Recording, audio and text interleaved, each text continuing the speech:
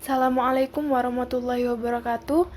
Baik teman-teman, kami dari kelompok 9 akan mempresentasikan hasil diskusi kelompok kami dengan anggota kelompok 9 yakni Syafira Aulia, Nur Alafia, Kamelia, Evidini, dan Nabilatur Rahmah. Pembahasan dari kelompok 9 yakni mengenai magnesium. Dengan pokok bahasan yang pertama karakteristik magnesium, yang kedua reaksi magnesium, yang ketiga kegunaan magnesium, dan yang keempat dampak magnesium. Selanjutnya yaitu karakteristik magnesium. Nah, perlu kita ketahui pengertian dari magnesium adalah unsur kimia dalam tabel periodik yang memiliki simbol Mg dan nomor atom 12 serta berat atom 24,31. Magnesium adalah logam alkali tanah yang cukup berlimpah pada perairan alami. Magnesium terdapat dalam kerak bumi, namun kelimpahannya lebih banyak pada air laut. Dalam 1 kg air laut terdapat 1,3 gram magnesium. Metode pengambilan magnesium dalam air laut melalui proses reaksi pengendapan, asam basa, dan redoks. Magnesium dalam tubuh terdistribusi sebagai berikut, di mana sekitar 6,6% di dalam tulang, 33% di dalam otot dan jaringan lunak, serta kurang lebih 1% di dalam darah. Selanjutnya, karakteristik magnesium ini yaitu yang pertama karakteristik kimia. Magnesium memiliki tingkat oksidasi lebih dari 2 dan magnesium terjadi secara alami hanya dalam kombinasi dengan unsur-unsur lain. Dalam bentuk unsur bebasnya, logam magnesium sangat reaktif dan terbakar dengan cahaya berwarna putih cemerlang yang khas. Magnesium tidak memiliki bau. Magnesium sangat mudah bersenyawa dengan udara, oksigen. Magnesium memiliki permukaan yang keropos yang disebabkan oleh serangan kelembaban udara karena oksid film yang terbentuk pada permukaan magnesium ini hanya mampu melindungi dari udara yang kering. Selanjutnya yaitu karakteristik magnesium. Karakteristik magnesium yang fisika yaitu ada 3. Yang pertama, magnesium merupakan salah satu jenis logam ringan dengan karakteristik sama dengan aluminium, tetapi magnesium memiliki titik cair yang lebih rendah daripada aluminium. Yang kedua yaitu bentuknya berupa padatan berwarna abu-abu mengkilap. Selanjutnya yaitu kekerasan logam alkali tanah akan berkurang dari atas ke bawah kekuatan ikatan antar atom.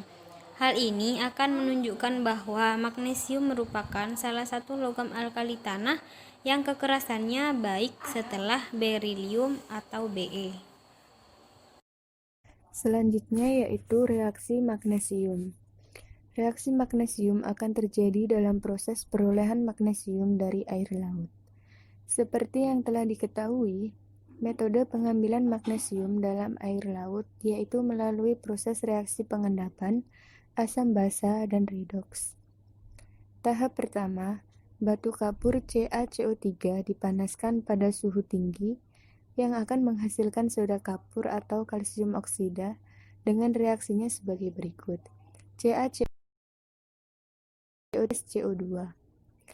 Ketika kalsium oksida direaksikan dengan air laut, maka akan terbentuk kalsium hidroksida, CaOH2, yang sedikit larut dalam air dan mengalami ionisasi menjadi ion-ion Ca2+ dan OH-. CaO plus H2O menjadi Ca2+ plus OH-. Kelebihan ion hidroksida menyebabkan magnesium hidroksida menjadi kurang larut dalam air dan akan mengendap. Mg2+ plus 2OH- menjadi MgOH2. Padatan magnesium disaring dan akan direaksikan dengan asam klorida yang menghasilkan magnesium klorida. MgOH2 plus 2HCl menjadi MgCl2 plus 2H2O. Setelah air diuapkan, padatan magnesium klorida dilelehkan dalam sebuah sel baja. Lelehan-lelehan magnesium klorida mengandung ion Mg2+ dan mengoksidasi ion Cl. Hasilnya adalah Mg2+ plus 2 menjadi Mg, 2Cl- menjadi Cl2 plus 2. Reaksi keseluruhannya adalah MgCl2 menjadi Mg plus Cl2. Demikianlah bagaimana proses perolehan magnesium air laut. Baik, untuk kegunaan magnesium di sini terbagi atas dua, yakni kegunaan magnesium dalam tubuh dan kegunaan magnesium di kehidupan sehari-hari. Nah, magnesium merupakan kation keempat atau juga sering disebut sebagai makromineral keempat yang terpenting di dalam tubuh setelah natrium, kalsium, dan kalium. Magnesium dalam tubuh terdistribusi di mana 66% ada di tulang, 33% di dalam otot dan jaringan lunak, serta kurang lebih 1% di dalam darah. Magnesium dapat diperoleh dari sumber-sumber makanan seperti biji-biji sereal, sayuran berhijau daun, kedelai, kacang-kacangan, buah-buahan kering, protein hewani, dan makanan laut atau seafood. Lalu manfaat magnesium dalam tubuh yang pertama, magnesium merupakan salah satu nutrien paling penting untuk kesehatan jantung. Tugas utama magnesium adalah membantu otot jantung untuk relaksasi. Magnesium dan kalsium bekerja sama berfungsi mempertahankan irama jantung tetap normal, di mana magnesium bersifat membuat otot jantung relaksasi dan kalsium adalah sebaliknya atau membuat jantung berkontraksi. Yang kedua, magnesium berperan dalam sintesis DNA. Magnesium merupakan kofaktor penting dalam seluruh sistem enzimatik yang terlibat dalam proses pembentukan DNA. Magnesium berperan penting dalam metabolisme lemak dan karbohidrat untuk menghasilkan energi. Secara khusus, magnesium mengaktifkan enzim yang terlibat dalam metabolisme karbohidrat dan protein. Selanjutnya, magnesium berperan dalam mengatur transport aktif ion-ion seperti potasium dan kalsium yang melalui membran sel. Hubungannya dengan sistem transport, magnesium mempengaruhi hubungan impuls saraf, kontraksi otot, dan ritme jantung yang normal. Nah, selanjutnya magnesium dalam bentuk magnesium hidroksida berguna dalam pasta gigi untuk mengurangi asam yang terdapat dalam mulut dan mencegah terjadinya kerusakan gigi.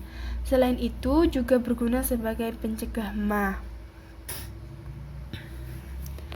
Nah, selanjutnya, kegunaan magnesium dalam kehidupan sehari-hari. Jadi, magnesium tidak hanya memiliki kegunaan dalam tubuh, tapi sebagai logam magnesium memiliki kegunaan di kehidupan sehari-hari.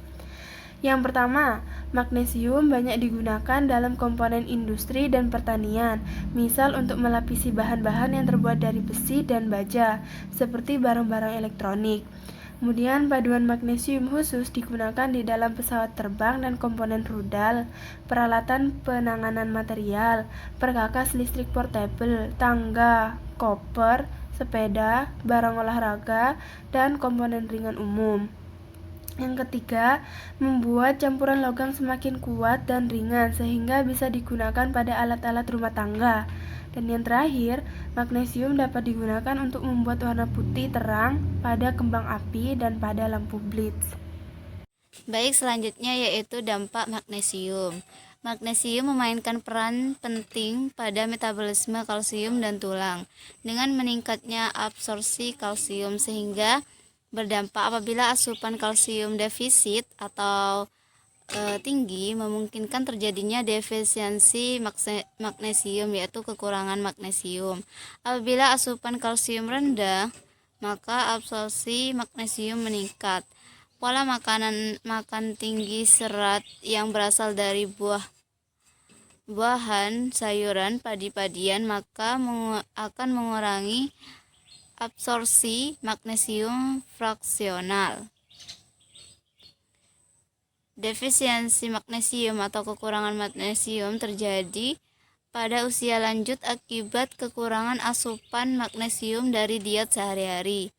yang menyebabkan melemahnya spasme arteri jantung dan terjadinya serangan jantung. Bahkan tanpa disadari, kekurangan magnesium akibat kesalahan diet tersebut dapat terjadi pada mereka yang tampaknya sehat. Itulah penjelasan dari kelompok kami. Kurang lebihnya kami mohon maaf. Wassalamualaikum warahmatullahi wabarakatuh.